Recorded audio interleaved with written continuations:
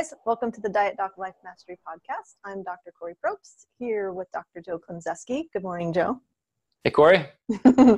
We are discussing, we're back into macro mastery. And Joe, you and I and all of the Diet Doc clinicians around the world, we work with people who want to get healthier. And a lot of people who are working on fat loss. And a lot of people who are learning how to cook in this process, or at least prepare food in a way that's going to meet their changing needs and changing lifestyle. And I think it comes up over and over again. We have people asking for recipes and asking for different, support in terms of ways of cooking and what sorts of foods they should try. And so let's talk about that today. Okay. Well, do you remember Jamie Oliver? Do you remember that name? I do. Yes. Okay. I don't know if he's still out there doing anything, but he was a big deal a few years ago. Yeah. And his entire MO was teaching people how to cook at home. And that's what he did. He went around city to city and would find people and get them in their kitchens and show them the difference between the food that they could be eating out in drive-thrus perhaps versus what they could make at home. And his contention was, you're never going to be lean and healthy if you're not at home creating your own food. So I have a little confession to make about my last trip. Well, you mentioned some things to me. I'll let you tell the story. Well, typically when I travel, I kind of have my own little system. I'm taking a lot of my own food and I'll try and have one good meal out. And we've talked about this. We have several podcasts about eating while traveling and I'll typically, reduce my number of meals per day, reduce protein a little. Fat's probably going to be up a little bit because I'm having a meal in a restaurant and all that. But I come back usually the same weight or leaner. So this time I was traveling with different people in 3 different cities, and I just never quite had that same level of control over my own food. Yeah. So I would wake up and immediately somebody's like, hey, let's go get breakfast. And then we're at IHOP or someplace like that. And you may not even be hungry at that point. I'm making all the best decisions I can. I'm getting 8 white omelets. I'm doing this. I swear I'm more active. I'm training harder, doing cardio than I am on most trips. And I thought this was a great trip regarding food and all of that. I felt so confident. And then I got home on the scale. I was 5 pounds heavier. Oh, really? Yeah. So I have a question for you, because I know that you weren't necessarily staying in hotels the entire time, right? So you had access to kitchen? Yeah, it was at somebody's house, and then a brief hotel, and then an Airbnb. But still, everybody just it was wanted to eat out all the time. Short enough stops that it just made sense versus going to the grocery store and getting all this food, which these people typically would have done. Right. But again, not talking about travel. I want to talk about cooking at home. Yep. And the thing is, even when I was making my best decisions, so conscious eating out of getting the right foods, the right amounts, leaving food, ordering just the best I possibly could, that was the result. Now, I could make a comment about that because I did eat out with you one time, but I'm not going to. Well, I am talking about this trip, which you are not on. So, although I did see you in one city. Yeah. But the thing is, of course, 2 days later it was gone. So, all of that gain was just the fact that I had surged upward in the amount of glycogen I was storing, probably a little bit of body fat, of course, and then, it's all gone. But consider if that's the way you eat week after week after week after week. Oh my gosh. Yeah, I've had clients who I've started with them, and one of my primary questions is, how often do you eat out? And I remember this couple that I'd started working with, and they were like, every meal, pretty much every meal. Right.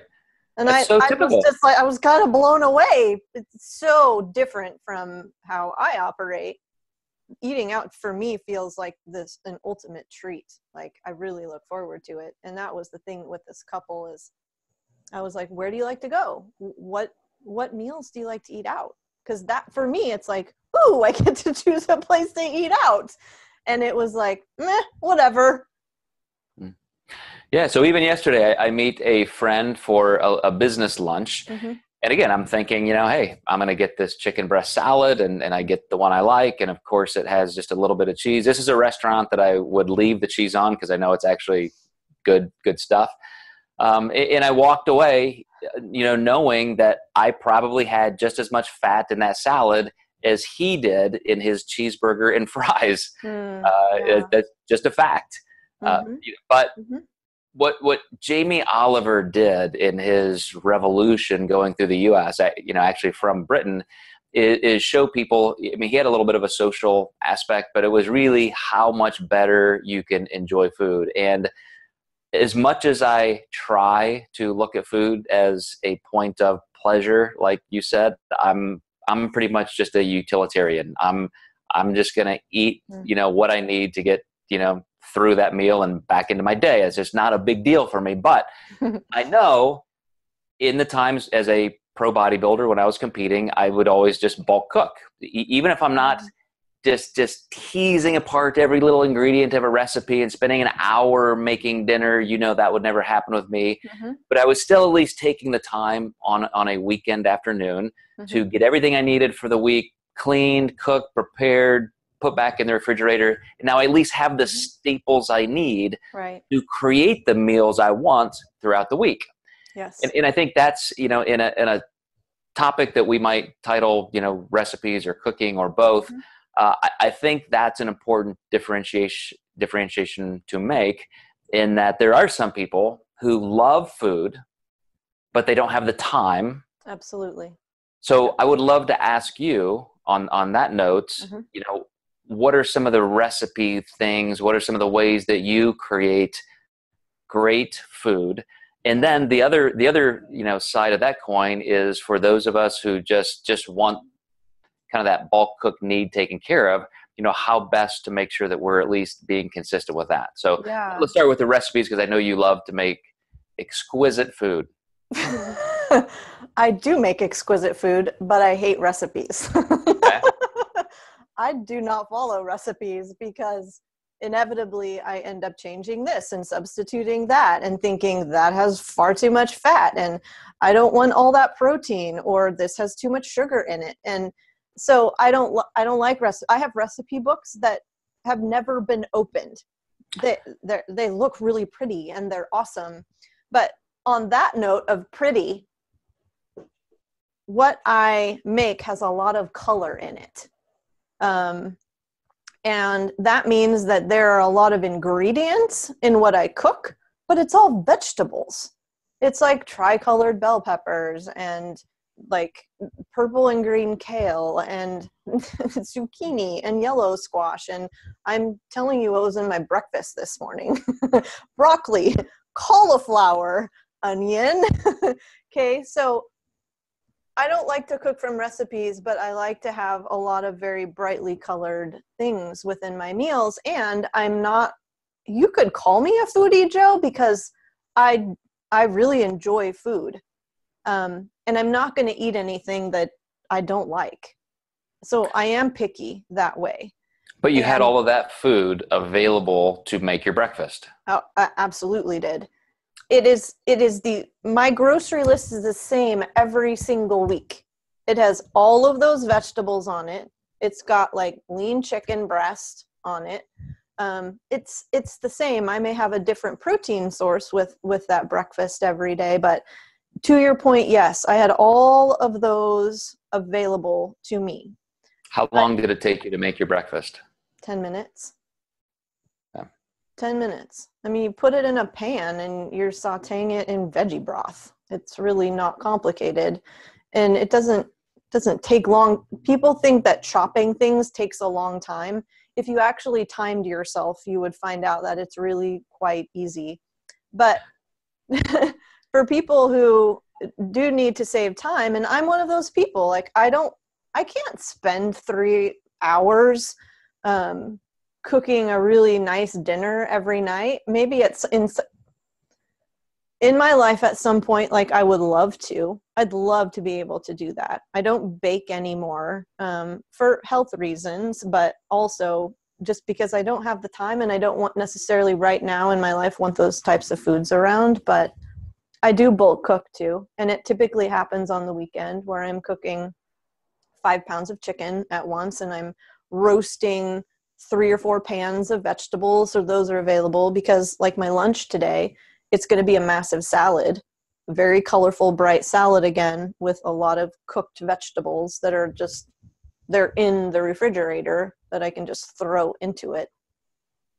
And it's one of the biggest things that Tracy, my wife, has done as a reflex to working. You know, she stayed home with the kids for 20 years and then she started a part-time business and then that moved into a full-time business, and same thing. You know, now we're getting home at 5:30, 6 o'clock. What are we going to do? You know, we have hungry kids. And so, you know, a lot of slow cooker type recipes where you put this stuff, you know, it's 12 hours later, it's ready. She'll also do a lot of things on the weekend where, like you said, it's, you know, browning some ground turkey or baking chicken breast and putting those in the refrigerator. So when you come home, you can have something ready much quicker than starting from ground zero. Exactly. The other thing too is I'm not opposed to buying a lot of canned and frozen foods. My cupboards are chock full of canned stuff. My freezer is jam-packed full of frozen vegetables. Some people too worry about, well, what if I cook all this chicken or beef or whatever, and I can't eat it in time before it goes bad? Well, refreeze it. I say that, and a lot of my clients are like, you can do that? Yeah, you totally can. You said you don't like recipes, but do you have any resources? I think they're probably endless in terms of recipes or ways of cooking fast foods, things like that. There are some websites that I direct my clients to. Skinny Taste is a really good one that, you know, I've found things on. There are evenings sometimes where I'm like, okay, I've got these 4 or 5 ingredients. Maybe I can think of something creative. Let's see, other ones. Some of my clients like hungrygirl.com. I don't know that that site has very quick and easy recipes and practical ones. If you're really looking to eat kind of less processed foods, it's not the greatest one to use, but you can get really good ideas on it. And it's also great to see like what new products are coming out that you might want to try. Rich Roll, he has a podcast. He's actually a vegan and really supports a plant-based movement, which I can really appreciate. I'm not a vegan, but probably 50 to 60% of my diet is vegetables. So he has this plant-powered cookbook and resources and a website as well that I think people who maybe have a little more time, but who also just want something convenient, because you can print grocery lists, you get the recipe, you can print grocery lists from it, you know exactly what to buy or have delivered, and then it's really user-friendly in terms of figuring out and learning how to cook it. I will say this too, one of our owners, Brittney Garcia, she created an online course called Meal Mastery, because aside from recipes, Joe, I think a lot of people just don't have any experience cooking. They don't even know where to start, what to do. Like, what sorts of appliances should I have in my kitchen? What would be the good utensils to have to make things? Because if we're going to do it, we should try to do it as conveniently as possible, right? If it's too hard, we're probably going to throw in the towel. So yeah, she has an online course called Meal Mastery, and people have raved about it. That's great. I'm glad you brought that point up, because I know it is just habits. I can joke about, you know, being lazy or just not wanting to take the time to work on food. But as soon as I take that first step and create a small habit for just one meal, you know, I've mentioned before that I'm doing oatmeal and chopping up an apple in it every day. And it's just, you know, the act of chopping up that apple every day, I would never have done that last year. And as dumb as that sounds, it's just a habit. As soon as you do it, like, wow, this is pretty good. There's actually a better taste. And intellectually, I know there's better health value to this than just getting instant flavored, apple oatmeal or something. Right? Yeah, the package. Mm-hmm. So that's exactly what Jamie Oliver's contention was. It was, people do need a place to start, and they're just not used to it. And we've become a culture that doesn't go there anymore. So that would be my biggest point to this whole episode is, like you just mentioned, pick one thing and don't make it so overwhelming that you're going to quit. It has to be a sustainable habit that you can just elevate one little step at a time. And I do respect those foodies who talk about all the different flavors, and they know exactly what to put with what because they have that chef mentality. I think we would all enjoy it a little bit more and be healthier if we at least took steps in that direction. Yeah, and honestly, Joe, I think that's just about being willing to experiment a little bit. Because I have a lot of clients who are like, what spices should I use? Well, what do you like currently? Let's add one more into your arsenal. I experiment a lot. So I don't buy sausage. So how do I make my own sausage? I was like, what does sausage have in it? Well, it's got fennel in it. And so, what I've been doing lately, I brown extra lean ground turkey breast, fennel seed, and wing sauce. It's freaking awesome. It's 3 ingredients, and that's my sausage. It actually tastes amazing. Everyone should try it. But I mean, significantly lower fat, tons of flavor. I look forward to eating it. Call that a recipe. It's got, 3 items in it. But it is just about being willing to experiment. And fortunately, too, I have a partner who, if I don't like it, he'll eat it. So. And I would wrap it up this way, just to let everybody know, there really are endless resources. Every time a client asks me, hey, do you have any recipes for this? And my first thought is, are you kidding? There are probably 65 trillion of them online. There's this cool little thing called Google. But I mean, truly, even brick and mortar bookstores, still the biggest sections in them are diet and recipe cookbook sections. But with just one quick search, you could find any type of food preparation recipe that you want. So it may just be a small tweak to what you're currently doing too. I mean, if you're used to roasting sweet potatoes, throw them in the crock pot, chop them up, throw them in the crock pot, and pour a bunch of cinnamon on top of them. Like I said, that's what we do for Thanksgiving. But why couldn't you do that any other time of the year? I have a client right now who she's like, oh, never done that with sweet potatoes before. And now she bulk cooks her sweet potatoes that way. So. Awesome. Well, thanks, Kori. I knew I was going to rely on you mostly for this, talking about food, but hopefully that helps you guys understand that just one little habit at a time can not only get you in better control of your food, it's going to make it so much easier to lose weight and sustain your body composition.